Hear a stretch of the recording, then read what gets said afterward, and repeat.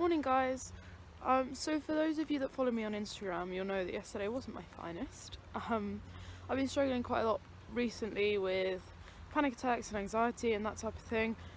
And I think it's stemming from just like day-to-day life, not like I was in a job that I wasn't enjoying. I wasn't doing anything to get towards where I want to be in life. I've got goals that I want to hit, and when I'm not doing something to actively work towards them, or sort of just when I'm just at a standstill, it just stresses me out, because I'm not sure why, but ever since I turned 20 I was just like, oh my god, I'm never going to be a teenager anymore, or I'm never going to be a kid anymore, like I need to get on with my life. And I know 20 is still young, and I've just turned 21, so I'm still young, but time just has been moving so fast and it's freaking me out. So I just wanted to talk about some of the ways how having high stress or anxiety in your life can actually stop you from getting where you want to be in the gym. Even if your diet's been perfect, you've still been training, give you a few reasons why you might not be hitting those goals, because obviously it can be frustrating if you're like, I'm doing everything right but it's not going my way. So for me, number one is that when I'm stressed or anxious, like I generally will feel quite dizzy and just like not very with it, just quite tired and just rubbish really. And one of the big things that I do when I don't feel good is I reach for something to eat. I'm just like, oh, my blood sugar could be low, like maybe I just have low energy.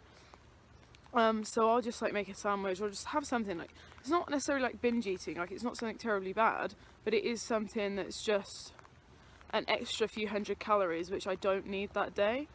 And then obviously it doesn't really help, and then and then I just feel rubbish because I'm like, oh, that was pointless.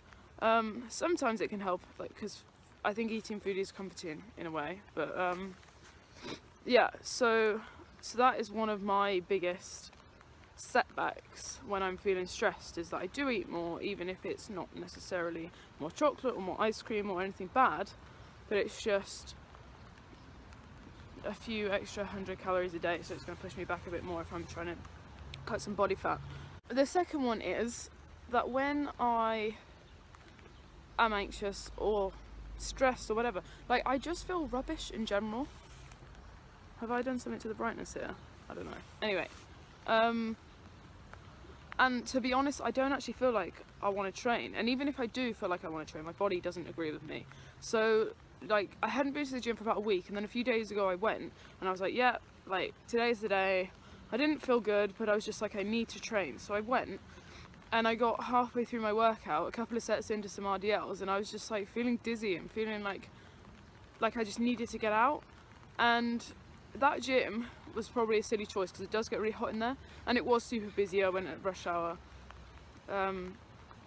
So yeah, anyway, got halfway through, had to leave, and I was happy because at least I did a little bit, but still, like, I wanted to smash a workout. So I'm just not, obviously if I've got goals to hit, like I want to be in the gym at least 3 times a week, if not more, or just at least working out 3 times a week, if not more. And yeah, that hasn't happened. So in the past 2 weeks I've literally worked out, I've done like 2 half workouts, and for me it's just not it's not going to cut it for where I want to get for now anyway. But you've got to listen to your body, and although it's going to take a bit longer, that's just the way it's going to be for now. But then I want to talk about some of the different things that actually happen inside your body. So those for me are just mental things, and they're 2 things that get in my way. But I actually wanted to mention about when you're stressed, your body releases the hormone cortisol, and what cortisol does is it's part of the fight or flight response.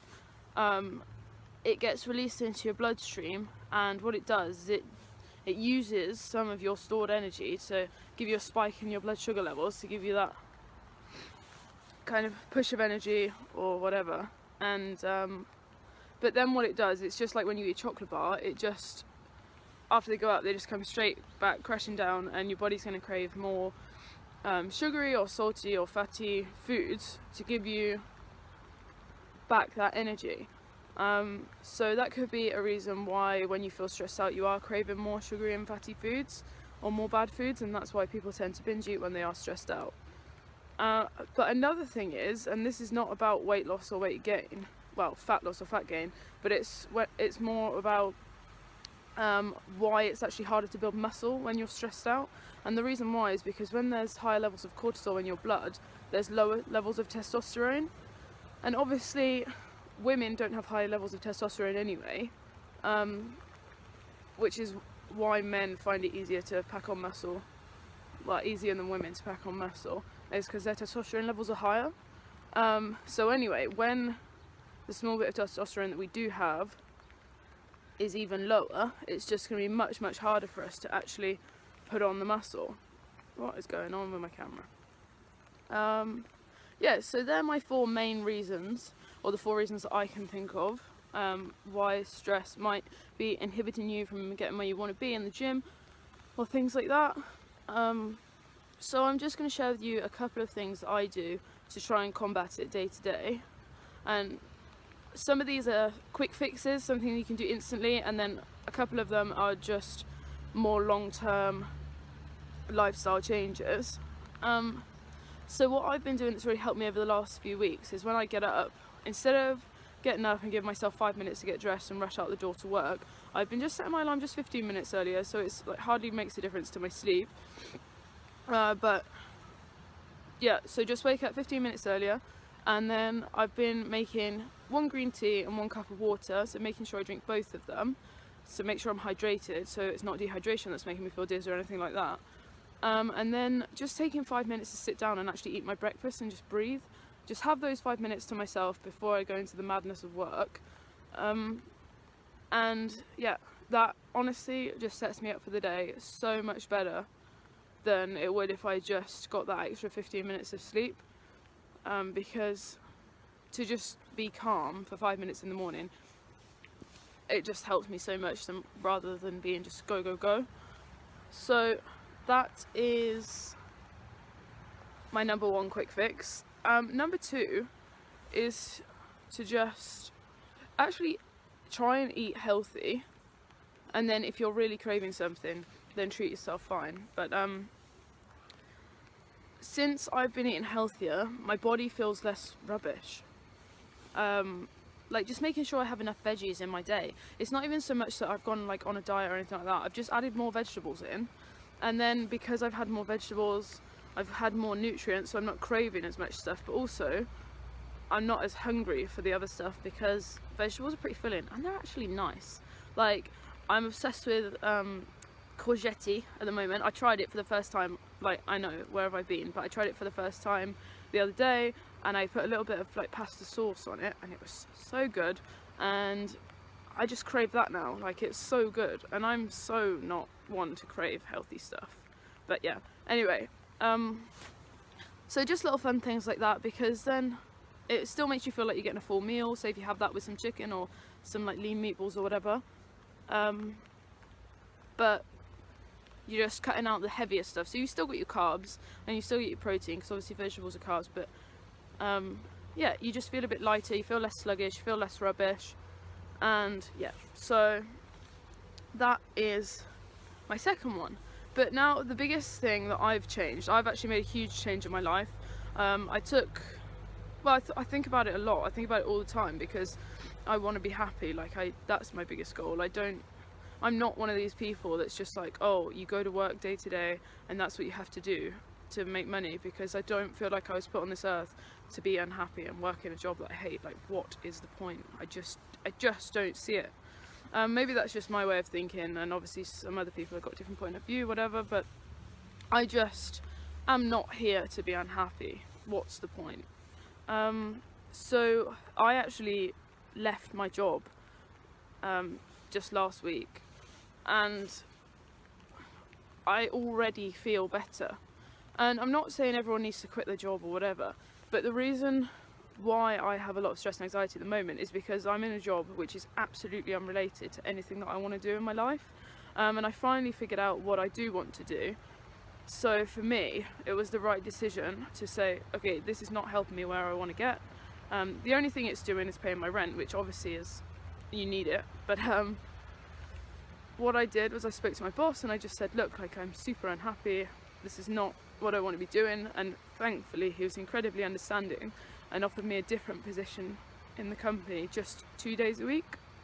So I'm going to work 2 days a week still, so I'm still going to have money and be able to live, but yeah, I'm going to have the rest of the week to work on myself, work on my business, and just try and just be less stressed, basically.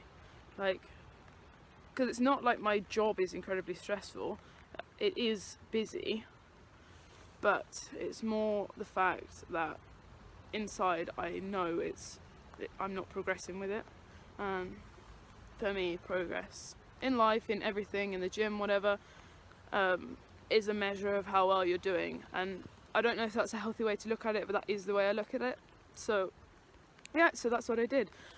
So my last tip is to just figure out why you're feeling this way and then make the change. Figure out what you can do to lower your stress levels and be happier. Figure out what your priorities are, figure out why you're in a job that you hate, or why you're doing something that you don't enjoy, and then see if it's feasible to change it. Now, I know I said that was my last one, but I've just got another quick fix here. So obviously I'm in the park right now, and it's because today I had a really bad day yesterday, as you probably know because I already said it, but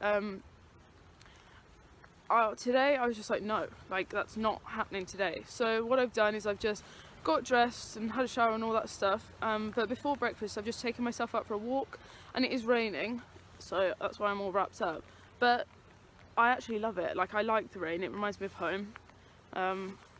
So yeah, and I've just come and just got some fresh air, some daylight, and I'm just breathing. Like, that's a huge thing for me. Like, I can't stay in all day, I need fresh air and daylight, otherwise I go nuts.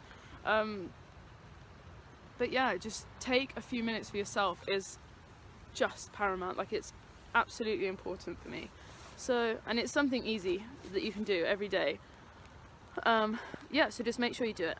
Alright, I probably waffled a lot, but I hope you learned something, or this helped in some kind of way. Thanks so much for watching. If you're not subscribed already, it would be excellent if you could click subscribe and thumbs up the video if it helped you out or if you enjoyed it, and comment below with any suggestions or questions, and I look forward to videoing my next vlog. Have a good day, guys. Bye.